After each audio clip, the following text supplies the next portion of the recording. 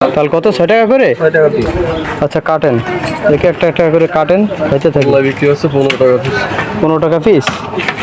আর এইখানে তো এইখানে আছে 6 টাকা পিস। দেখ 6 টাকা বেশ বড় বড় আছে।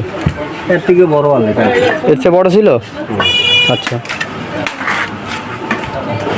গরমে এই প্রথম তাল খাচ্ছি।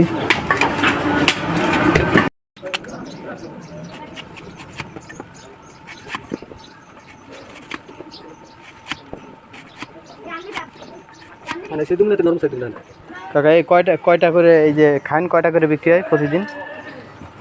ঠিক নেই, মনে আছে 100 এক কাঁদি? বা 50 টাকা 150 এরকম না? হ্যাঁ।